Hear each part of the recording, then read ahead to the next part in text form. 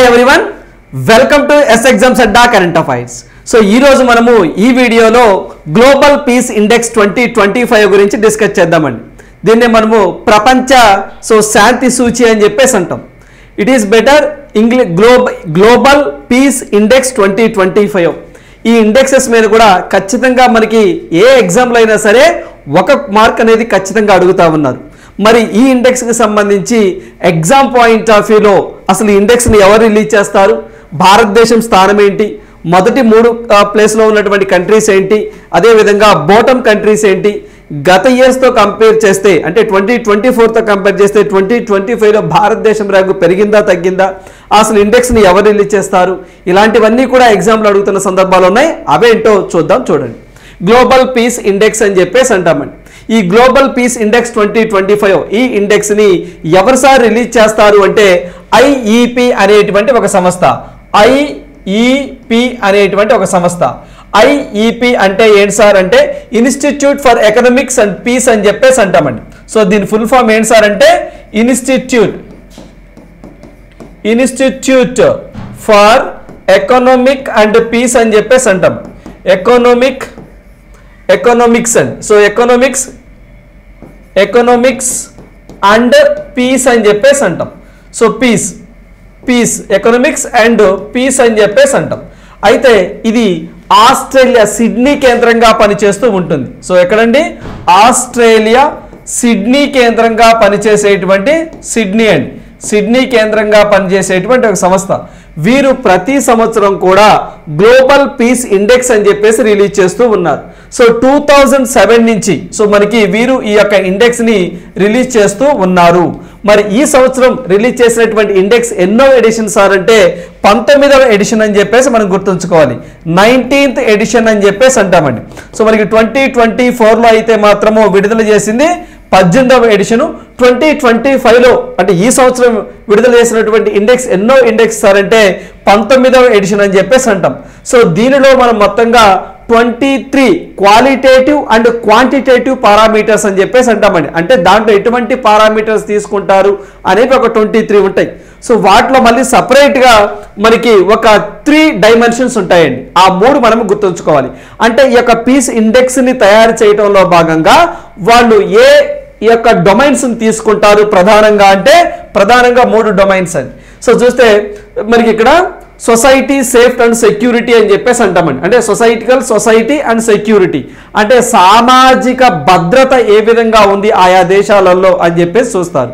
అదేవిధంగా domestic and international conflict అంటే ఆయా దేశాలలో ఏదైతే మనకి కాన్ఫ్లిక్ట్స్ గొడవలు ఎలా ఉన్నాయి, ఆ దేశంతో కంపేర్ చేస్తే పక్క దేశంతో ఆ దేశానికి ఏమైనా గొడవలు ఉన్నాయా లేదా అని చెప్పేసి. ఇప్పుడు ఫర్ ఎగ్జాంపుల్ భారతదేశమే తీసుకుందాం. భారతదేశంలో డొమెస్టిక్ కాన్ఫ్లిక్ట్ అంటే ఏముంటాయి? మణిపూర్ ఇష్యూ కానివ్వండి, వెస్ట్ బెంగాల్లో సో గొడవలకు కానివ్వండి, తర్వాత తమిళనాడులో ఉన్నటువంటి గొడవలు కానివ్వండి, ఇలా ఇంటర్నల్గా కొన్ని కాన్ఫ్లిక్ట్స్ ఉంటాయండి. అదేవిధంగా ఇంటర్నేషనల్ కాన్ఫ్లిక్ట్స్ మనకి పాకిస్తాన్తో కాన్ఫ్లిక్ట్స్, ఆపరేషన్ సింధూర్ అని అంటే పక్క దేశాలతో గొడవలు. ఇవి ఎన్ని తక్కువగా ఉంటే ఆ దేశంలో అంతా పీస్ ఉన్నట్టు, ఎన్ని ఎక్కువగా ఉంటే ఆ దేశంలో పీస్ లేనట్టు. అంటే ఈ 3 ఇండికేటర్స్ని తీసుకొని ప్రధానంగా డొమైన్స్ని తీసుకొని ఈ యొక్క ఇండెక్స్ని తయారు చేస్తారు. సో మనకి రేపు ఎగ్జామ్లో ఏ డొమైన్ లేదు, ఏ డొమైన్ ఉంది అని చెప్పేసి అడుగుతారు. అన్నప్పుడు సొసైటల్ సేఫ్టీ అండ్ సెక్యూరిటీ సామాజిక భద్రత, అదేవిధంగా డొమెస్టిక్ అంటే ఇంటర్నల్గా అండ్ ఇంటర్నేషనల్గా కాన్ఫ్లిక్ట్స్ గొడవలు ఏ విధంగా ఉన్నాయి, డిగ్రీ ఆఫ్ మిలిటరైజేషన్ అని చెప్పేసి అంటామండి. మరొకటి వచ్చేసరికి మిలిటరైజేషన్ అంటే ఆ దేశంలో మిలిటరీ పాలన ఎలా ఉంది. కొన్ని దేశాల్లో చూస్తే మిలిటరీకి అక్కడ ఉన్నటువంటి సో జాతుల మధ్య ఎప్పటికీ కోల్డ్ వార్ జరుగుతూ ఉంటుంది, ఎప్పుడు యుద్ధాలు జరుగుతూ ఉంటాయి. కొన్ని దేశాల్లో అక్కడ ఉన్నటువంటి మిలిటరీ వాళ్ళే ఆ దేశ ప్రజాస్వామ్యం మీద దాడి చేస్తారు. ఫర్ ఎగ్జాంపుల్ ఆఫ్ఘనిస్తాన్ కానివ్వండి, లేకపోతే మయన్మార్ కానివ్వండి. సో ఇలాంటి దేశాలలో అంటే అక్కడ మిలిటరైజేషన్ ఎలా ఉంది అంటే గవర్నమెంట్ నియంత్రణలోనే ఉందా, లేకపోతేనేమో కంట్రోల్ తప్పిందా, ఇలాంటివి ఈ యొక్క 3 డొమైన్స్ తీసుకొని ఈ యొక్క సర్వేని రూపొందించడం జరిగింది. సో ఆ 3 ఇంపార్టెంట్. మరి ఇక్కడ చూసినట్లయితే చూడండి, the global economic impact of the violence reached 19.197 trillions in 2024. ప్రపంచవ్యాప్తంగా ఈ యొక్క గొడవల వల్ల అంటే మనం చూస్తున్నాం ఏదైతే రష్యాకి ఉక్రెయిన్ వార్ కానివ్వండి, పలస్తీనా అండ్ ఏదైతే ఇజ్రాయెల్ కానివ్వండి, ఈ యొక్క యుద్ధాల వల్ల ప్రపంచం అశాంతి, సో మనకి శాంతి లేకుండా ఎక్కువగా ఎప్పుడు గొడవలతో ఉండిపోయింది. కాబట్టి 2024లో ప్రపంచవ్యాప్తంగా ఎకానమీ మీద ఎంత ఇంపాక్ట్ పడింది సార్ అంటే 19.97 ట్రిలియన్ ఎకానమీ మీద ఇంపాక్ట్ పడడం జరిగింది. It is equivalent to 11.6% of the global జీడిపికి సమానంగా ఉంది అని చెప్పేసి అంటా ఉన్నారు. అదేవిధంగా సో మనకి military expenditure alone account for the 2.7 అంటే మిలిటరీ మీద ఖర్చు చేసేటువంటి దేశాలు కూడా ఎక్కువైపోతున్నాయి అని చెప్పేసి చెప్తున్నారు. సో ప్రపంచవ్యాప్తంగా 2.7 ట్రిలియన్గా ఉంది అని చెప్పేసి అంటున్నారు. సో ఇది ఒకటి గుర్తుంచుకోవాలి. అదేవిధంగా సో ఇక్కడ మనకి ఈ యొక్క గ్లోబల్ పీస్ ఇండెక్స్లో వెరీ హై పీస్ అని మీడియం అని లో అని వెరీ లో అని చెప్పేసి ఇలా కొన్ని విభాగాలు ఉంటాయి. మరి దీంట్లో భారతదేశం అనేది వెరీ లో కేటగిరీలో ఉందా, లేకపోతే లో కేటగిరీలో ఉందా, మీడియం కేటగిరీలో ఉందా, హై కేటగిరీలో ఉందా, వెరీ హై కేటగిరీలో ఉందా? వెరీ హై కేటగిరీ అంటే పీస్ ఎక్కువగా ఉన్నట్టు, హై కేటగిరీ ఒక రకంగా ఉన్నట్టు, సో మీడియం మధ్యస్థంగా ఉన్నట్టు ఇలా ఉంటుంది. మరి చూద్దాం భారతదేశం అనేది ఏ మీడియంలో ఉందో చూద్దాం. అదేవిధంగా సో మరి గతంతో కంపేర్ చేస్తే ఈ సంవత్సరానికి 74 దేశాలు శాంతిలో పీస్లో ఇంప్రూవ్మెంట్ అయినాయట. అదేవిధంగా డిటోరియేషన్ అంటే పీస్ తగ్గిపోయింది గతంతో కంపేర్ చేస్తే ఈ సంవత్సరం సర్వేకి. సో 87 దేశాలు శాంతిని కోల్పోయాయట పీస్ని అని చెప్పేసి అంటున్నారు. ఓవరాల్గా 0.36% అనేది యావరేజ్గా మనకి పీస్ అనేది డిటోరియేట్ అయింది, అంటే తగ్గిపోవడం జరిగింది 2024 నుంచి 2025 కంపేర్ చేస్తే. ఈ 3 డిజిట్స్ గుర్తుంచుకోవాలి ఎగ్జామ్ పాయింట్ ఆఫ్ వ్యూలో. సో అదేవిధంగా సో ఇక్కడ మనం చూస్తే గ్లోబల్ ఇంపాక్ట్ ట్రెండ్ ఏ విధంగా ఉంది. సో ఇందాక మీకు చెప్పినట్లు in the year 2025 decline of the 0.36% has been recorded the global peace. So అంటే లాస్ట్ ఇయర్తో కంపేర్ చేసినప్పుడు 2024 నుంచి 2025 కంపేర్ చేసినప్పుడు గ్లోబల్ పీస్ అనేది 0.36% తగ్గిందట, అంటే అశాంతి పెరిగింది అని చెప్పేసి అంటున్నారు ఈ యుద్ధాల వల్ల. అదేవిధంగా సో ఇక్కడ మీకు చెప్పినట్టు 74 కంట్రీస్ ఇంప్రూవ్ అయినాయి పీస్లో, 87 కంట్రీస్ అనేది డిక్లైన్ పీస్ తగ్గిపోయిందని చెప్పేసి ఇందాక మనం చెప్పుకున్నాం కదా, అదే మీకు ఇక్కడ సో ఇక్కడ టెక్స్ట్ రూపంలో ఇవ్వడం జరిగింది. మరి ఇక్కడ చూసినట్లయితే టాప్ కంట్రీస్ ఏంటి సార్ ఈ పీస్ ఇండెక్స్లో? టాప్ కంట్రీస్ ఏంటి సార్ అంటే ఫస్ట్ ప్లేస్ ఐస్లాండ్ అండి. సో ఫస్ట్ వచ్చేసరికి ఐస్లాండ్ కంట్రీ అని చెప్పేసి అంటాం. సో అక్కడ సైలెంట్ ఐలాండ్ అని కూడా అంటాం. సో ఇక్కడ చూస్తే దీని స్కోర్ ఎంత సార్? స్కోర్ కూడా ఇంపార్టెంట్ అండి, 1.095. సో అది స్కోర్ అన్నట్టు, అది యూరోప్ ఖండంలో ఉంటుంది ఐలాండ్. తర్వాత ఐర్లాండ్ దేశం అండి. సో దీని స్కోర్ ఎంత సార్ అంటే 1.26. సో స్కోర్ కూడా గుర్తుంచుకోవాలి. అదేవిధంగా third place New Zealand, fourth Australia.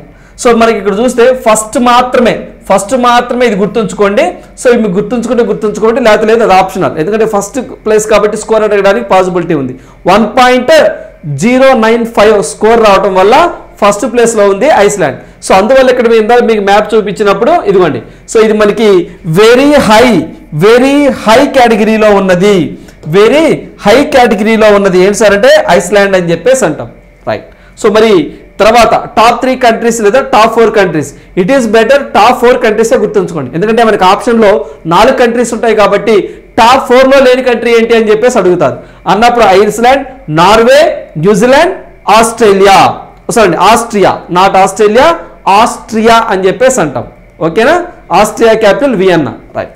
So మరి బాటమ్ కంట్రీస్ ఏమున్నాయి సార్ అంటే మొత్తం 163 దేశాలను వీళ్ళు సర్వే చేశారండి. 163 కంట్రీస్ని సర్వే చేశారు. బాటమ్ కంట్రీ ఏంటి సార్ అంటే రష్యా అండి. So because of Russia Ukraine వారు, సో అక్కడ చాలా ఇబ్బందికర పరిస్థితులు ఉన్నాయి. సో రష్యా అండి 163. సో ఎంత సార్ దీని స్కోరు? 3.441. సో బాటమ్ కాబట్టి గుర్తుంచుకోండి. సెకండ్ 162 అంటే బాటమ్ నుంచి 162 ఉక్రెయిన్ అండి. 161 సుడాన్ అని చెప్పేసి అంటాం. 160 democratic republic of Congo. So ఇవి బాటంలో ఉన్నటువంటి 4 కంట్రీస్. సో ఇక్కడ మనం ఏం డిస్కస్ చేసాం? సో టాప్ 4 అదేవిధంగా బాటమ్ 4 మనం డిస్కస్ చేసాం. అయితే ఈ యొక్క టాప్ 4లో టాప్లో స్కోర్ ఎంత, బాటంలో స్కోర్ ఎంత? సో ఇది చదువుకుంటే సరిపోతుంది. సార్ మరి మన భారతదేశం ర్యాంక్ ఏంటి సార్ అంటే మన ఇండియా ర్యాంక్ వచ్చేసరికి 115వ స్థానంలో ఉందండి. 115 అని చెప్పేసి అంటాం. మరి ఎంత సార్ స్కోరు? 2.229 అండి. సో ఇది చాలా ఇంపార్టెంట్ స్కోర్. మనకి ర్యాంక్ అందరూ చదువుతారండి, కాదని నేను అన్ను. 115వ ర్యాంకులో ఉంది. మరి స్కోర్ ఎంత సార్?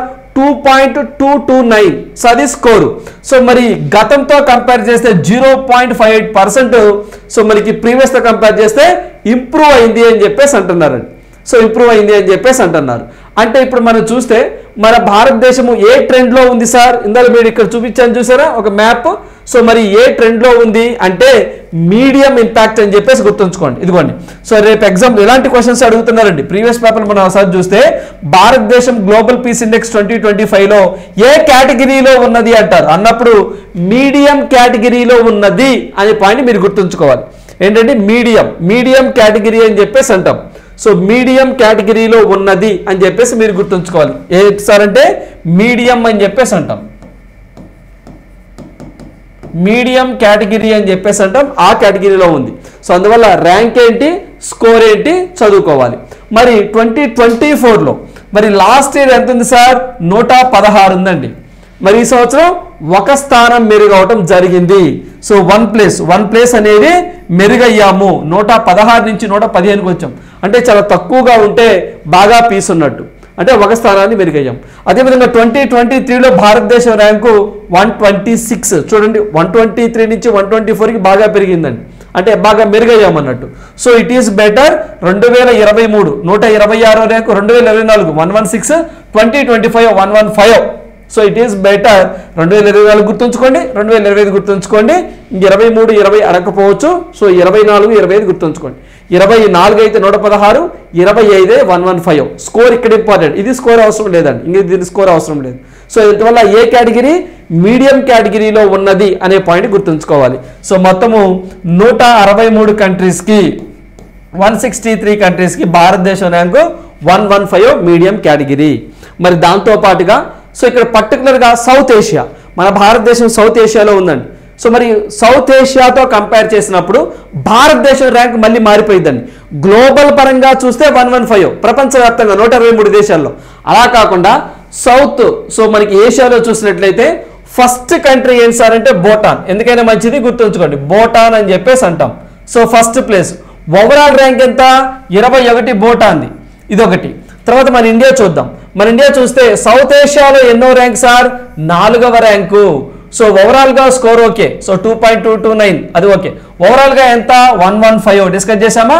అంటే మనకి సౌత్ ఏషియాలో అంటే రీజనల్ ర్యాంకింగ్లో అయితే మాత్రము భారతదేశం 4వ స్థానంలో ఉన్నది అనే పాయింట్ మనం ఇక్కడ గుర్తుంచుకోవాలి. సో ఇది మనకి ఎగ్జామ్లో చాలా చాలా ఇంపార్టెంట్. అదేవిధంగా ఇక్కడ మీరు ఈ రీజన్ పరంగా చూసినట్లయితే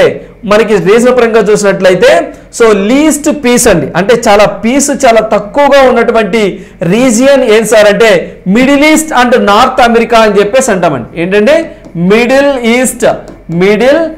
ఈస్ట్ అండ్ నార్త్ అమెరికా అని చెప్పేసి అంటాం. నార్త్ అమెరికా అంటే ఇక్కడ మనకి ఏంటి సార్ అంటే లీస్ట్ పీస్ అన్నట్టు, అంటే లీస్ట్ పీస్ తక్కువ పీస్ ఉన్నట్టు. మరి మోస్ట్ ఎక్కువగా చాలా హ్యాపీగా ఉన్నటువంటి రీజియన్ రీజియన్ ప్రకారం అడిగితే సో మనం ఏం పెట్టాలి సార్ అంటే వెస్ట్రన్ అండి. సో ఏంటి సార్ అంటే వెస్ట్రన్ అండ్ సెంట్రల్ యూరప్ అని చెప్పేసి అంటామండి. సెంట్రల్ యూరప్ అనేది సో మనకి ఎక్కువ మోస్ట్ పీస్ రీజియన్ అని చెప్పేసి అంటాం. ఇప్పుడు మీకు దేశాలు అడిగితేనేమో ఐస్లాండ్ అలా ఆన్సర్ చేస్తారు. ఒకవేళ రీజియన్ అడిగారు అనుకోండి, సో రీజియన్ల ప్రకారం అయితే అసలు ఎక్కువగా మోస్ట్ పీస్ ఉన్నటువంటి region western and central Europe.